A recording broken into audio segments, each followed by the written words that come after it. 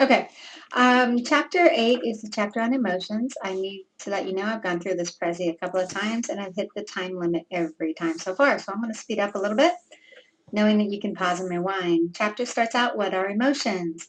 Here is just an introduction of the concept of emotional intelligence. We'll spend some time on this in the learning unit with some different activities. You'll be able to measure your own EQ.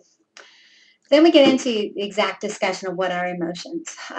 Much of it is physiological and not necessarily visible. That comes a little bit later when people talk about nonverbal reactions and the things that are more visible to the eye. Cognitive interpretations. This is probably the most important part of an emotion. It's not an emotion until you label it as such. You can feel queasy, clammy, your heart's racing, and feel a little woozy, and you're not nervous until you label it as nervous. If you label it as you're getting sick, it's not an emotion.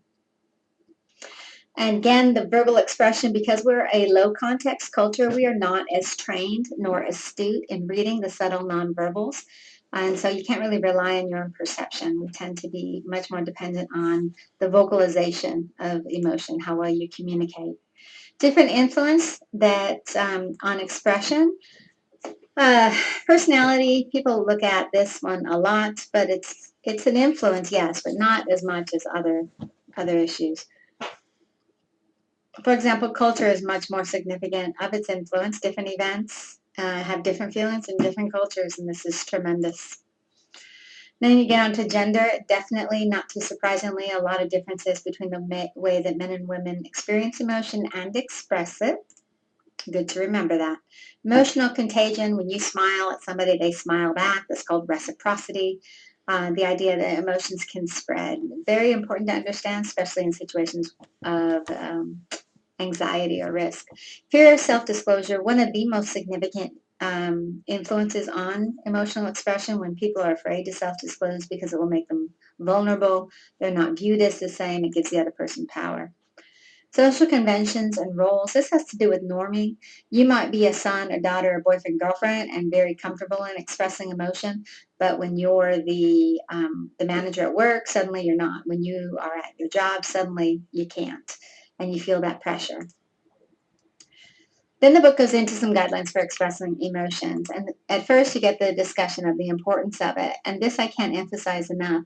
If you fail to express your emotions in a functional manner, it actually hurts you not only psychologically, but also physiologically. It's also very beneficial to relationships to express yourself. Different ways to identify your emotions and to recognize them. And here your book gives you some basic suggestions. When you choose to actually express it, it's important that you understand and that you're able to articulate it well and clarify some specific language, and don't go up to your partner and simply say, I just don't feel good about the relationship and I just need you to know that. More tips for expressing emotions are here. And probably the most important is to use the I language, not to say you make me feel, but rather I feel. Managing difficult emotions, this is important.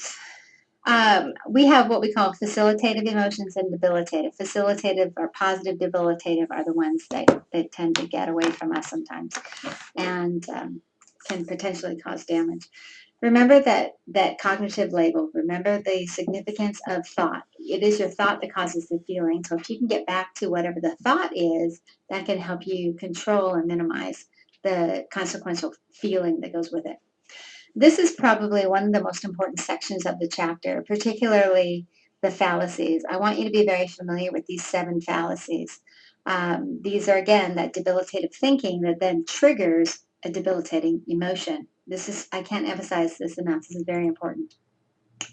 How to minimize that? Well, obviously, you want to go back and you want to listen to how you're talking to yourself, and you want to dispute those irrational beliefs if you have them, so that the feelings can get reduced. And it's very possible to minimize debilitative emotions despite some objections. Like, here are some common objections.